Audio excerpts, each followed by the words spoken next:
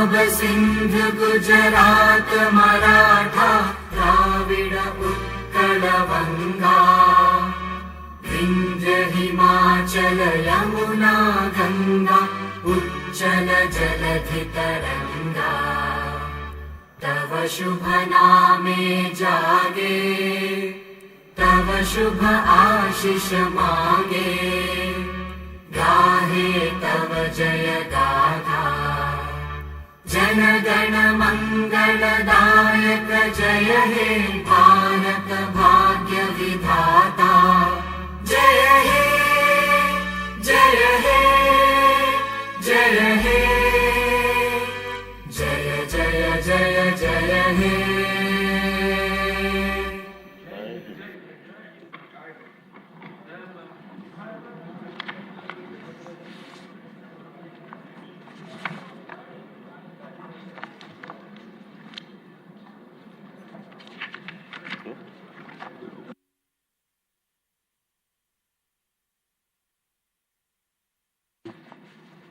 గౌరవ సభ్యులందరికీ నమస్కారం అండి.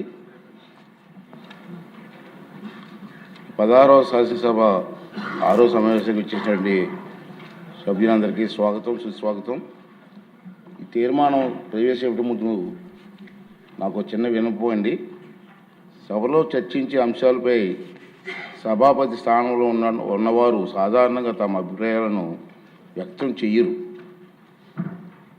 కానీ ఈనాటి సమావేశం ప్రాముఖ్యత దృష్ట్యా ఒక సగటు తెలుగువాడిగా నా ఆవేదన అభిప్రాయాలు పంచుకోదలిచాను. 5.5 కోట్ల మంది ఆంధ్రులు ఆకాంక్షలను ఈ పవిత్రమైన సభ ఒక ప్రతిరూపం. ఈరోజు ఈ సభ మన రాష్ట్ర ప్రగతికి ఎదురయ్యే సవాళ్లను శాశ్వతంగా తొలగించే యజ్ఞం జరగబోతుందని నేను భావిస్తున్నాను. ఈ పవిత్ర యజ్ఞంలో భాగస్వాములయ్యే భాగ్యం మనందరికీ లభించింది. 2014లో నడి సముద్రంలో చుక్కాని లేని నావలాగా కొట్టుకోమిట్లాడుతున్నటువంటి నూతన రాష్ట్రాన్ని తీరం చేర్చే ఒక చారిత్రాత్మక బాధ్యతను తెలుగు ప్రజలు దార్శనికుడిగా అయినటువంటి చంద్రబాబు నాయుడు గారికి అప్పగించారు. ఆయన తన అపార అనుభవాలను రంగరించి రాష్ట్రాన్ని ప్రగతి బాటలో నడపడానికి ఒక సమగ్రమైన ప్రణాళిక సిద్ధం చేశారు. అందులో భాగంగా సత్వరం శాశ్వత రాజధాని నిర్మాణం అవసరమని నిర్ణయానికి వచ్చారు. అత్యంత ప్రజాస్వామ్య పద్ధతిలో అందరినీ సంప్రదించి భౌగోళికంగా రాష్ట్ర కేంద్ర బిందువు అయిన అమరావతిని రాజధానిగా అభివృద్ధి చేయాలని ఆ రోజు నిర్ణయించడం జరిగింది. చంద్రబాబు నాయుడు గారి నాయకత్వం మీద అపారమైన విశ్వాసం చూపుతూ ఈ ప్రాంత రైతులు తన సారవంతమైన సాగు భూములను రాష్ట్రాభివృద్ధికి కోసం త్యాగం చేశారు. ఆ విషయం మనందరికీ తెలుసు. అన్నదాతల అండతో ఆశీర్వాదంతో వాయువేగంతో మనోవేగంతో రాజధాని నిర్మాణ పనులు కూడా ప్రారంభమయ్యాయి. దురదృష్టవశాత్తు 2019లో ఆ ప్రగతి రథానికి అడ్డంకులు ఎదురయ్యాయి. ప్రపంచవ్యాప్తంగా సభ్య సమాజంలో ప్రజాస్వామిక వ్యవస్థలో కనీ విని ఎరగని రీతిలో ఆంధ్రప్రదేశ్లో 5 ఏళ్ల పాటు వైపరీత్యమైన చోటు చేసుకున్న సంగతి మీరు అందరూ చూశారు. ప్రజాస్వామ్యంలో ప్రభుత్వాలు మారడం సహజం, కానీ పరిపాలన అనేది ఒక నిరంతర ప్రక్రియ.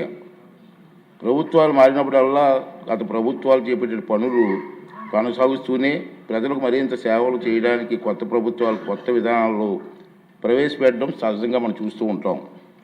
ఆ క్రమంలో గత ప్రభుత్వ హయాంలో చేపట్టిన మంచి పనులు మాత్రం అడ్డుకోరు. కానీ అందుకు భిన్నంగా 2019 నుండి 2024 వరకు పాలకులు తమ చేతికి కొబ్బరికాయ దొరికినట్టు, తన చేతికి అన్నాను, వేరే అనలేదు, చేతికి అన్నాను, తన చేతికి కొబ్బరికాయ దొరికినట్టుగా ప్రవర్తించారు. ప్రజలకు మేలు చేసే ఏ మంచి పని కొనసాగరాదని ప్రతిజ్ఞ చేశారు. తిరోగమన విధానాలతో రాష్ట్ర విధ్వంసానికి కంకణం కట్టుకున్నారు. దురదృష్టవశాత్తు వారు అప్రజాస్వామిక ప్రగతి నిరోధక పోకడల వల్ల రాష్ట్రం కనీసం 50 ఏళ్ళ వెనక్కి వెళ్ళిపోయింది. పాలకులకు కూడా మతి భ్రమించవచ్చునని, వారు విధ్వంసానికి పాల్పడగలరని ప్రజలు ఊహించారు. పర్యవసానంగా రాష్ట్ర ప్రభుత్వం అగమ్య గోచరమైంది. రాజధాని కోసం భూములు ఇచ్చిన రైతులు వీధిని పడ్డారు. ఆత్మగౌరవానికి మారుపేరిన రైతులు అవమానాలకు పాలయ్యారు.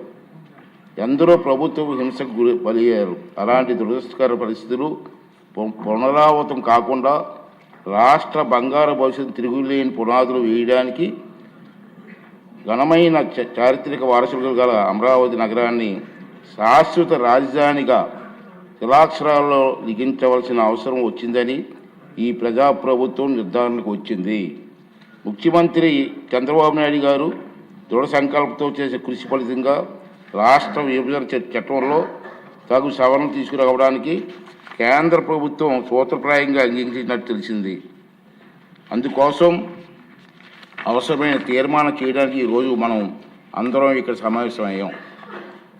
ముక్త కంఠంతో తెలుగు ప్రజలందరికీ రాష్ట్ర అభివృద్ధి పట్ల మనకున్న చిత్తశుద్ధిని, అంకిత భావాన్ని చాటి చెప్పే అవకాశం ఇది. తెలుగు జాతి ప్రగతిని ఎవరు అడ్డుకోలేరు అని ఘంటాపథంగా ప్రకటించే అవకాశం ఇది. కనీసం ఈరోజైనా ఆ 11 మంది వస్తారని ఆశించాను. ఈ తీర్మానం బలపరిచి తమ తప్పులను పశ్చాత్తాపడతారనుకున్నాను. కానీ చేసిన తప్పులను సభాముఖంగా ఒప్పుకునే ధైర్యం కానీ నిజాయితీ కానీ వారికి లేవని నాకు అర్థమైపోయింది. రైతన్నల ఉసురు తగిలిన తర్వాత కూడా గుణపాఠం నేర్చుకునే ఉద్దేశం వారికి లేదనిపిస్తుంది. ఇది వారికి విజ్ఞతగా వదిలేద్దాం. సభ్యులంతా ఈనాటి సమావేశానికి ప్రాముఖ్యతను అర్థం చేసుకొని అర్థవంతంగా, నిర్మాణాత్మకంగా చర్చల్లో పాల్గొని ఈ అవకాశాన్ని సద్వినియోగం చేసుకుంటారని చెప్పి నేను ఆశిస్తున్నాను. ఆంధ్రప్రదేశ్ రాష్ట్ర సిరి సంపదలతో ఆరోగ్యంతో ఆనందంతో విలసిల్లేలా సుస్థిర మార్గాన్ని ఖరారు చేసినందుకు తెలుగు జాతికి ఈనాటి సమావేశాన్ని చిరకాలం గుర్తుండిపోతుంది. రెండో విషయం ఏంటంటే, మన అందరం కూడా ఈ చరిత్రాత్మక సంఘటనలో చర్చల్లో పాల్గొన్నందుకు మన అందరూ కూడా గర్వపడాలండి. చరిత్రలో మనందరం మిగిలిపోతాం. చాలా ఇంపార్టెంట్. ఆ రాబోయే తరాల వారికి కూడా ఈ సభ ఇటువంటి మంచి తీర్మానం చేస్తుందని చెప్పుకునే పరిస్థితి మనకు కల్పించింది. ఈయనందరూ కూడా అర్థవంతంగా చర్చలు పాల్గొని మరి వీరందరికీ సహకరిస్తారని ఆశిస్తూ, ఇప్పుడు గౌరవ ముఖ్యమంత్రి గారు ప్రభుత్వ